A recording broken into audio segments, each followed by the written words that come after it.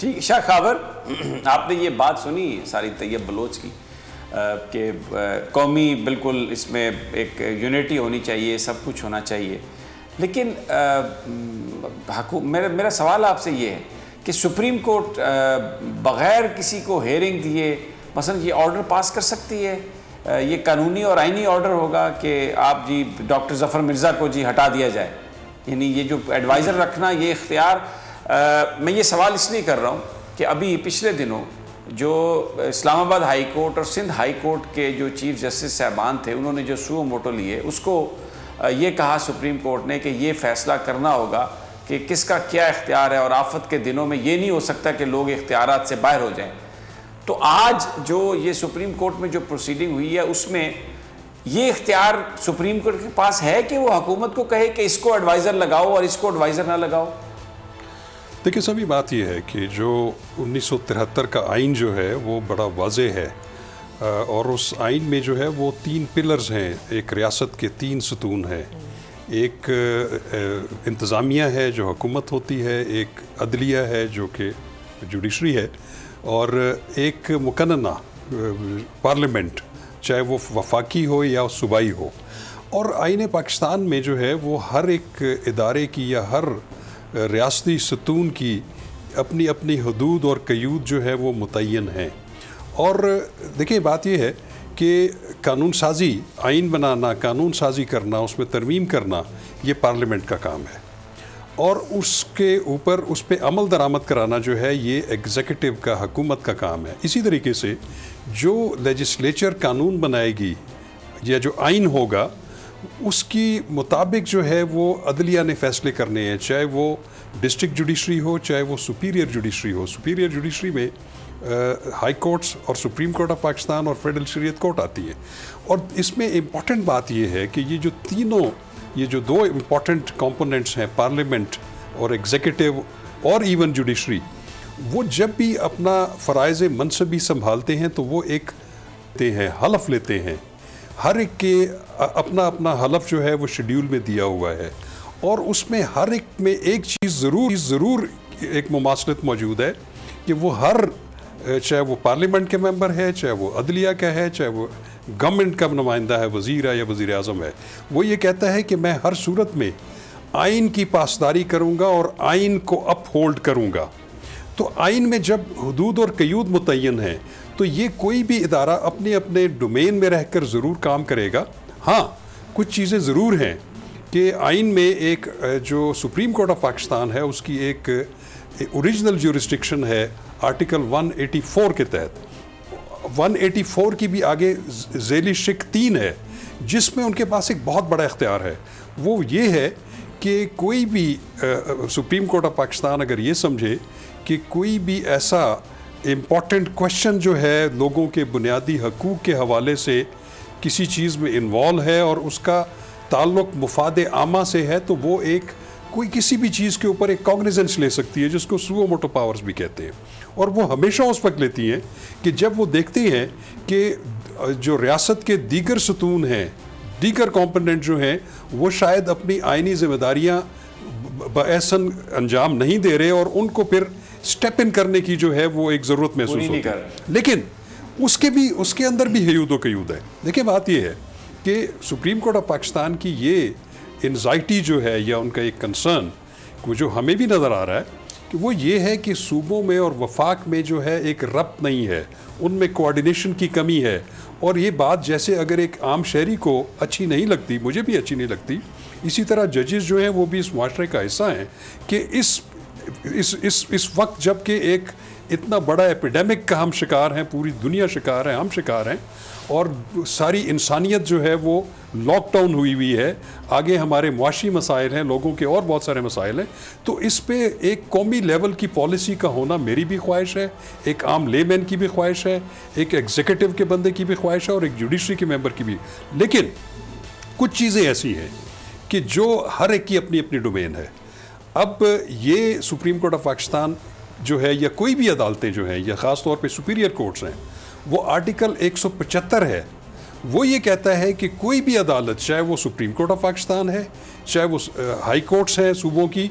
वो वो फैसले करेंगे जो आइन और कानून उनकी इजाज़त देता है। जहाँ तक कैबिनेट की या एडवाइज़र्स के बनाने का ताल्लुक है, ये मैं समझता हूँ कि बिल्कुल एक कुल्ली तौर पर जो है ये गवर्नमेंट का और ये एग्जीक्यूटिव का काम है। Chief executive of the country जो है वो प्राइम मिनिस्टर ऑफ पाकिस्तान है। उनका ये इख्तियार है कि वो अपने जो है बिज़नेस को चलाने के लिए, गवर्नमेंट को चलाने के लिए किन को जो है इलेक्टेड लोगों को वो मिनिस्टर्स बनाते हैं, किन नॉन इलेक्टेड लोगों को एडवाइज़र बनाते हैं, किन को स्पेशल असिस्टेंट्स बनाते हैं। हाँ, लेकिन एक चीज़ ज़रूर है कि जहाँ पे एग्जीक्यूटिव अपनी हुदूद से बाहर जाएगी तो फिर जुडिशरी को ये बिल्कुल इख्तियार हासिल है कि वो वहाँ पे सामने आए और आइन का जो उन्होंने हिफाजत का हलफ लिया है उसके ऊपर वो ज़रूर अमल दरामद कराए जो आइन ने उनको इख्तियार दिया है। लेकिन मैं नहीं समझता,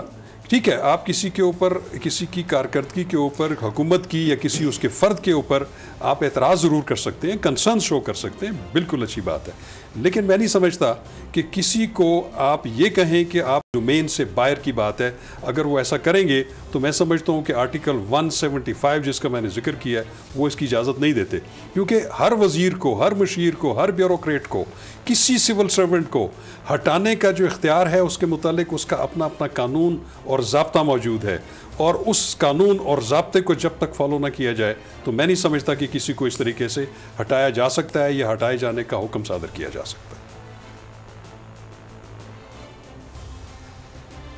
अच्छा तैयब, आप तो कमरे अदालत में मौजूद थे अटॉर्नी जनरल साहब की रिक्वेस्ट पर, फिर वो जो जैसे आपने भी कहा कि एंड पे जो डिसीजन आया उसमें वो चीज़ हटा दी गई। तो एक सवाल है मेरा आपसे, आप अदालत को कवर करते हैं, मैं भी जाता हूँ अदालत में कभी कभार। अगर सुप्रीम कोर्ट ये समझती है कि डॉक्टर ज़फ़र मिर्ज़ा सही काम नहीं कर रहे तो फिर, और वो उन्होंने उनको हटाने का ऑर्डर दिया, तो या तो वो ऑर्डर फिर आप उसको रहता वैसे ही। अब अगर अटॉर्नी जनरल साहब ने रिक्वेस्ट की है तो फिर अब ये तो फिर यानी वो एक नाअहल आदमी जो है सुप्रीम कोर्ट की नज़र में, वो अटॉर्नी जनरल साहब की रिक्वेस्ट की बुनियाद पर फिर वो काम तो कर रहा है। तो ये क्या चीज़ है? आई मीन अदालत जो है जब वो फैसला कर लेती है, बताती है, अपना माइंड दिया उन्होंने कि वो ठीक काम नहीं कर रहा और हम अभी फैसला लिख देंगे, फिर अटॉर्नी जनरल साहब रिक्वेस्ट करते हैं, तो क्या वो जो फैक्टर्स थे जिसकी बुनियाद पर अटॉर्नी जनरल को इनको डॉक्टर ज़फ़र मिर्ज़ा को हटाने की बात हो रही थी, अटॉर्नी जनरल की रिक्वेस्ट से वो फैक्टर्स हट गए, वो चीज़ें, वो जो बुनियाद थी वो ख़त्म हो गई? तैयब बलोच। नहीं समीर साहब, वो फैक्टर्स तो नहीं हटे। अब जजेस साहब जो है और ख़ासकर चीफ जस्टिस ने, उन्होंने अपने तहफ़्फ़ुज़ात का इजहार किया और बार बार, यानी कि आपको याद होगा कि जब कैदियों से मुतल्लिक़ केस चल रहा था तो उसमें भी उन्होंने यही कहा था कि ये डॉक्टर ज़फ़र मिर्ज़ा कौन है, हर वक्त टीवी पे आ जाते हैं, इनकी प्रोफाइल क्या है, इनके पास एजुकेशन क्या है, उनकी सलाहियत क्या है। तो आज भी फिर उन्होंने यही बातें की। तो इस पर अटार्नी जनरल की जानिब से जो है वो एक इतराफ़ भी जो है वो सामने आया है। वो इतराफ़ ये था कि डॉक्टर ज़फ़र मिर्ज़ा के ऊपर मास्क चोरी करने का इल्ज़ाम है और इस हवाले से केस जो है वो FIA के पास है और FIA इसकी तहकीकात कर रही है। ताहम अटार्नी जनरल ने इस्तदा की है कि सर आप एडवर्स प्रोसीडिंग में ना जाएं, आप जो हमें एक और मौका दे दें, और ये कि अगर सुप्रीम कोर्ट उस डॉक्टर ज़फ़र मिर्ज़ा को हटाने का कोई फ़ैसला करती है तो ये फिर मुतबाह कुन होगा और किसी को आधी फ़्लाइट से उतार देना जो है वो मुनासिब नहीं है। और इसके साथ साथ उन्होंने डॉक्टर ज़फ़र मिर्ज़ा की जो सलाहियत थी उस हवाले से भी अदालत को आगाह किया। और फिर इस पर चीफ जस्टिस ने कहा कि अच्छा, इसका मतलब है कि हुकूमत की इजाज़त के साथ ये सारा कुछ हो रहा है। फिर चीफ जस्टिस ने यह भी कहा कि अच्छा, तो ये फिर जो चीनी बाहर भिजवाई गई वो भी हुकूमत की इजाज़त से गई होगी, फिर जो आटा बाहर भिजवाया गया वो भी हुकूमत की इजाज़त से गया होगा। तो इसका मतलब है कि इसमें जो कुछ भी हो रहा है, जो हमें चीज़ें सामने नज़र आ रही हैं, जिसमें करप्शन है, बदनुमानी की चीज़ें सामने आ रही हैं, तो उसमें अगर हुकूमत ऐसा कर रही है तो फिर जो आपके मुशीर हैं, जो एडवाइज़र लगाए गए हैं, उनके ऊपर भी मुबैना तौर पर कुछ ऐसे इल्ज़ामात हैं। तो जब वज़ीर आज़म 10 बंदों से काम ले सकते हैं तो वो 40, 49 और 50 बंदे उन्होंने क्यों रखे हुए हैं? और इसी वजह से जब अटार्नी जनरल ने बार बार इस्तदा की और रिक्वेस्ट की कि एडवर्स जो है वो इसके प्रोसीडिंग ना हो, अदालत तहम्मुल का मुज़ाहरा करे, तो इसी वजह से वो जो फैक्टर था जजेस की नज़र में और चीफ जस्टिस की नज़र में, तो चीफ जस्टिस ने उस पर तहम्मुल का मुज़ाहरा करते हुए डॉक्टर ज़फ़र मिर्ज़ा को ओहदे से हटाने का हुक्म जो है वो नहीं दिया, क्योंकि अटार्नी जनरल ने यकीन दहानी करा दी कि हुकूमत इस सवाल से खुद ही कोई मुनासिब फैसला जो है वो कर लेगी। तो जिसकी वजह से अदालत ने तहम्मुल का मुजाहरा किया और फिर ये सारा मामला हुकूमत के ऊपर छोड़ दिया कि हुकूमत इस सवाल से जो भी करे ये उसकी डोमेन है और वो अपनी इस डोमेन में तय छोड़ दिया। ठीक है, ठीक है। अच्छा शाह खबर, एक बात तो ये तय है कि जहाँ तक डॉक्टर ज़फ़र मिर्ज़ा का मामला है, ये सारे एक जो इस तरह पावर पॉइंट प्रेजेंटेशंस और ये मीटिंग्स और सारी ये जो कहानी है, यानी काम कुछ नहीं हो रहा, 10-10 घंटे की मीटिंग्स ही चल रही हैं, तो ये बात भी तो एक इरिटेटिंग है। और जो बात कही चीफ जस्टिस साहब ने डॉक्टर ज़फ़र मिर्ज़ा साहब की परफॉर्मेंस के हवाले से, मेरी जिन लोगों से भी बात हुई है वो उसमें अमली तौर पर तो वो यही कहते हैं कि अपने दोस्तों को नवाजना और चीज़ों को इधर इस्लामाबाद के जो हॉस्पिटल्स हैं इसमें जिस अंदाज में तब्दीलियाँ की हैं डॉक्टर ज़फ़र मिर्ज़ा ने, तो वो तो नज़र आता है कि ये अपनी दोस्तों के साथ बड़ी शफकत से पेश आते हैं, मेरिट वेरिट का कुछ काम नहीं है। तो वो जो एक तवक्को की जा सकती है किसी इलेक्टेड आदमी से, वो डॉक्टर ज़फ़र मिर्ज़ा से तो नहीं की जा सकती। देखिए, सभी बात ये है कि ये सिर्फ डॉक्टर ज़फ़र मिर्ज़ा नहीं है, यहाँ पे और भी बहुत सारे अनइलेक्टेड लोग जो हैं वो बड़े बड़े इम्पॉर्टेंट पोर्टफोलियोज़ होल्ड कर रहे हैं। देखिए, आइन ने जो है, आइन पाकिस्तान ने आपकी वफाकी काबीना जो है उसकी एक जो है वो बिल्कुल एक उसकी भी हदूद और क़यूद रखी हुई है, और उसमें भी सिर्फ 5 एडवाइज़र्स मुशीर वज़ीर आज़म के जो हैं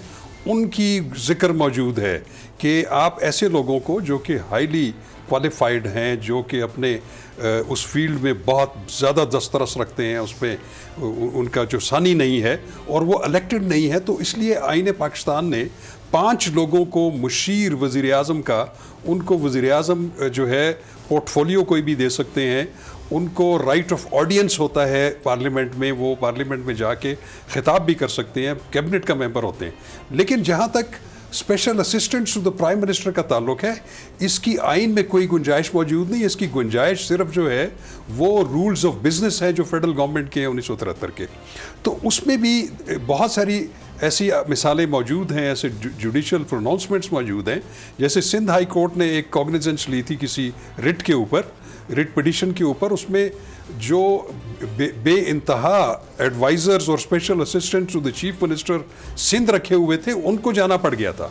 तो एक हद मुकर्रर होना तो बहुत ज़रूरी है कि special assistant to the prime minister क्या वो उनकी जगह ले सकते हैं उन एडवाइज़र्स की जिनकी आइन में गुंजाइश मौजूद है और वो कैबिनेट का हिस्सा हैं। यहाँ पे तो बहुत सारे ऐसी फौज ज़फ़र मौज मौजूद है जो कि किसी सूरत में भी इलेक्टेड पोजीशंस में नहीं है और वो कैबिनेट में, और किचन कैबिनेट अलग बात है, फेडरल कैबिनेट में बैठते हैं। फेडरल कैबिनेट में सिर्फ वो बैठ सकता है जिसने आईन पाकिस्तान का हलफ लिया है और वो एडवाइज़र्स जिनकी गुंजाइश मौजूद है। बाकियों से आप अलहदगी में अनऑफिशियली मुशावरत कर सकते हैं, लेकिन उसको आप कैबिनेट में नहीं बिठा सकते, क्योंकि कैबिनेट के अंदर आपकी ऐसी बहुत सारी चीज़ें डिस्कस होती हैं जो कि कौमी राज होते हैं और उस पर इलेक्टेड लोगों ने हल्फ उठाया होता है कि वो उन राजों को कभी भी अफशा नहीं करेंगे और जब तक कि उनको कोई कहा ना जाए या आइन या कानून ऐसा करने की इजाज़त ना दे। तो ये देखें, ये ज़रूर है। लेकिन जहाँ तक डॉक्टर ज़फ़र मिर्ज़ा का ताल्लुक़ है, हो सकता है, मुझे तो उनके बारे में नहीं पता कि उनकी कारकर्दगी कैसी है, वो रोज़ टेलीविज़न पे भी आते हैं, ब्रीफिंग भी देते हैं। अगर उनके ख़िलाफ़ कोई इल्ज़ामात हैं तो इल्ज़ामात के बारे में ज़रूर हुकूमत को जो है वो जो तरीक़ाकार, राइज तरीक़ाकार है उसके मुताबिक उनको सफाई का मौका देने के बाद ज़रूर उनके ख़िलाफ़ अगर कोई ऐसी चीज़ें हैं तो कार्रवाई होनी चाहिए। और अगर इस हद तक सुप्रीम कोर्ट ऑफ पाकिस्तान का कोई कंसर्न है मुशीरों के बारे में या वज़ीरों के बारे में जिनके बारे में आम राय ऐसी है कि वो कुछ गैर कानूनी एक्टिविटीज़ में मुलविस हैं, तो फिर ये गवर्नमेंट का, एग्जीक्यूटिव का एक जो है ये अखलाकी जो है वो उनकी ड्यूटी बन जाती है कि उनके खिलाफ कार्रवाई करें और ऐसा कोई शख्स कैबिनेट का हिस्सा ना हो और मुशावरत का हिस्सा ना हो जिसकी रेपुटेशन अच्छी ना हो मुआशरे में।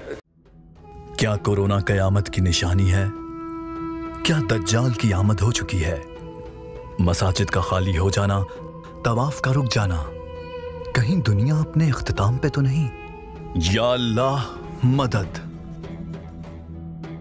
ऐसे और भी कई सवालात जो हर जहन पे सवार हैं। बोल ने या अल्लाह मदद ट्रांसमिशन से उठाया ऐसा कदम जो अक्ल से बालातर सवालात हल करेगा। तमाम मकातिब फिक्र के जय्यद उलमाए कराम डॉक्टर ताहिरुल कादरी, डॉक्टर जाकिर नाइक, अल्लामा हनीफ कुरैशी, मौलाना तारिक जमील, मौलाना कौकब नूरानी, डॉक्टर इसरार अहमद, मुफ्ती तारिक मसूद, अल्लामा शब्बीर हुसैन, जावेद अहमद गामदी, अल्लामा शहनशाह नकवी उलमाए कराम के जवाबात की तर्जुमानी करेंगे। बोल के मायानाज एंकर्स, बोल की स्पेशल ट्रांसमिशन या अल्लाह मदद, रोजाना शाम 5:30 बजे पाकिस्तान के नंबर 1 एंटरटेनमेंट चैनल सिर्फ बोल एंटरटेनमेंट पर।